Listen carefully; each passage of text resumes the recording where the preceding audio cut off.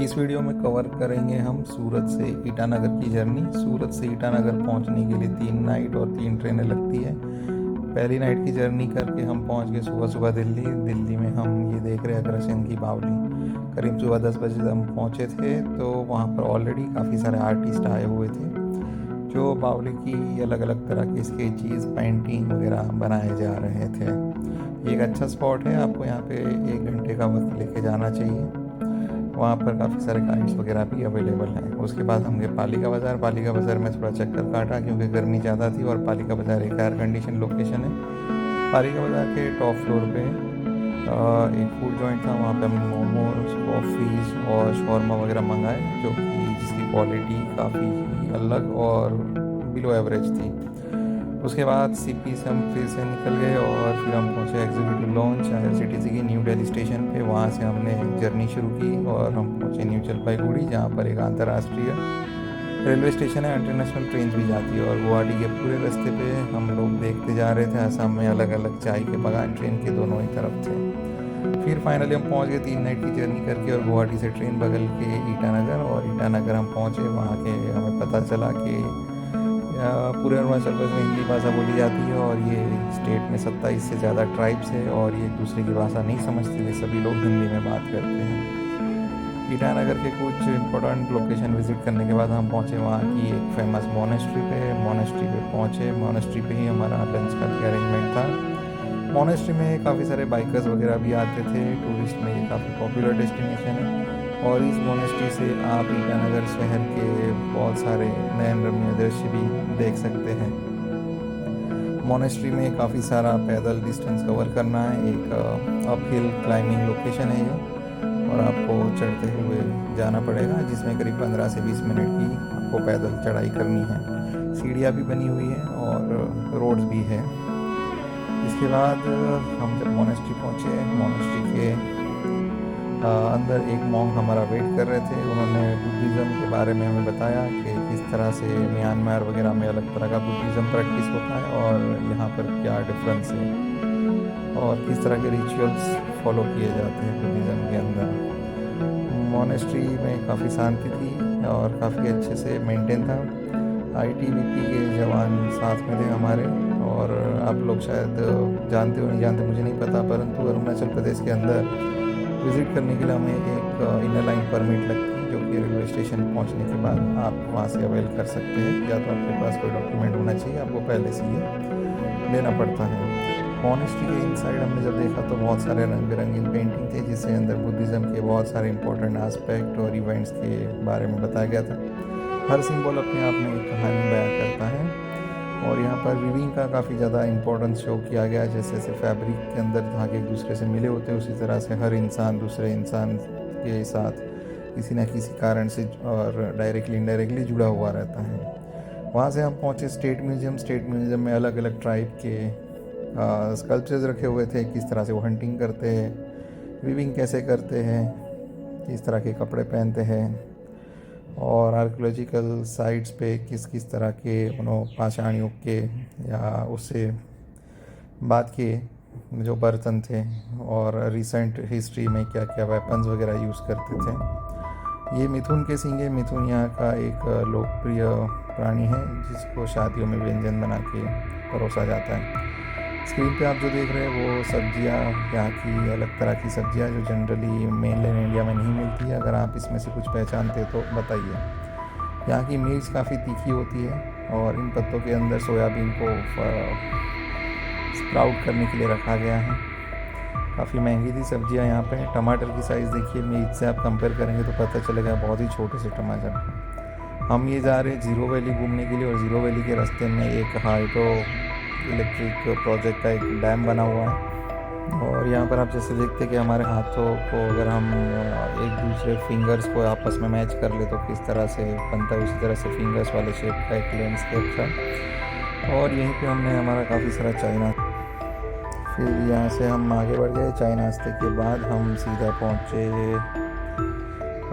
Zero valley के main point जहाँ हमें घूमने के लिए जाना था, बीच में हम लोग थोड़ी देर फोटोग्राफी करते रहे। जहाँ पर आप अरुणाचल प्रदेश के यहाँ पे घर देख रहे किस तरह के मकान होते हैं, नीचे बाम्बू का सपोर्ट होता है जहाँ पे वो लोग लाइव स्टॉक रखते हैं, कुछ लकड़ियाँ वगैरह भी स्टोर करते हैं। और आप यहाँ पे देख रहे हैं, यहाँ पर अपातानी ट्राइब के लोग जिस तरह से फार्मिंग करते हैं, यहाँ पे चावल की खेती होती है और नेचुरल वाटर होता है, ये पहाड़ों से आने वाला पानी है और उसको स्टेप बाय स्टेप फार्म में भेजा जाता है और उसी फार्म के अंदर वो लोग मछलियों का भी पालन करते हैं। स्क्रीन पर आप देख रहे हैं शीख लेक, यहाँ पे शीख लेक और शिवी लेक दो तरह के लेक है और हम गए थे शीख लेक जो कि काफ़ी बड़ा है और उसके पूरे सराउंड में एक वॉकवे बना हुआ है जहाँ पर आप चलते हुए घूम सकते हैं और आपको पूरे लेक के अलग अलग लोकेशन से अलग अलग तरह के नज़ारे दिखेंगे। कहीं जगहों पे बहुत ही शांत और आइसोलेटेड लोकेशन है, कहीं कहीं पर आप पूरे पेड़ों के बीच से होकर गुजरते हैं। यहाँ पर 2 फूड कोर्ट्स भी अवेलेबल थे जहाँ पे काफ़ी सारे फूड ऑप्शंस अवेलेबल हैं। खाने पीने वालों को लिए यहाँ पर अल्कोहलिक बेवरेजेस भी अवेलेबल है। 5 रुपये जैसी एंट्री फी है और सबसे अच्छी बात यहाँ पे एक सस्टेनेबल मतलब नॉन प्लास्टिक मटेरियल का डस्टबिन भी रखा गया हुआ है। दोनों ही फूड कोर्ट हाइट पे बने हुए हैं जिससे बहुत अच्छा फ़ायदा ये हो रहा था कि फूड कोर्ट के विजिटर्स को पूरे लेक का व्यू मिल जाता है वहाँ पे। तो ऊपर से कुछ इस तरह का व्यू रहता है लेक का जिसको आप एंजॉय कर सकते हैं। साथ ही में यहाँ पे बोट की फैसिलिटी भी थी। हमारी अपनी बोट है तो हमने बोट यहाँ पर हायर नहीं की थी। ऊपर जो आपको एक कॉटेज से शेड्स दिख रही है एक्चुअली डाइनिंग टेबल्स हैं। अगर आप हाइट पे जाके वहाँ पर फूड कोर्ट से कुछ खाना लेना चाहें और वहाँ पर कॉटेजेस में बैठ के आप वो खाना एंजॉय कर सकते हैं। लेक के काफ़ी सारे नैरो पोर्शन के ऊपर इस तरह के ब्रिजेस बने हुए हैं और आप इन ब्रिजेस के ऊपर फोटोग्राफी वगैरह कर सकते हैं। और यहाँ पर घूमना या पैदल वॉक करना अपने आप में एक बहुत ही मेमोरेबल, बहुत ही बढ़िया अनुभव है।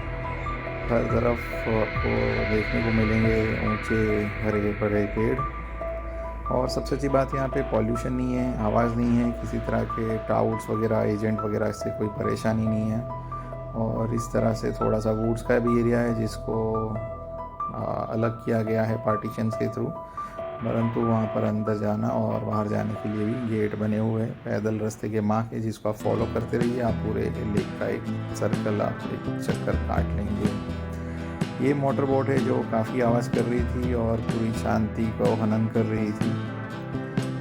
बाकी अगर यहाँ पर नॉन मोटराइज बोट चला जाए तो बहुत अच्छा रहेगा। और ये जो जगह है ज़ीरो वैली, ये किसी भी इंडिया की किसी भी और हिल स्टेशन से कम नहीं है। यहाँ पे होटल और रेस्टोरेंट्स या commercialisation of to the point of view of tourism थोड़ा कम है, बट ओवरऑल बहुत ही अच्छा एक्सपीरियंस है और मैं बोलूँगा बेहतर है in compare to other tourist destination. तो यही है वो कॉटेजेस जहाँ पर आप अपना खाना, चाय, कॉफ़ी ऑर्डर कर सकते हैं। जो लोग अल्कोहलिक बेवरेज के शौकीन थे उनको वहाँ पर मिल जाता है। अरुणाचल प्रदेश में जनरली हमने देखा है कि 10 में से 2 दुकान अल्कोहल की होती है और 5 नॉनवेज की दुकान होती है।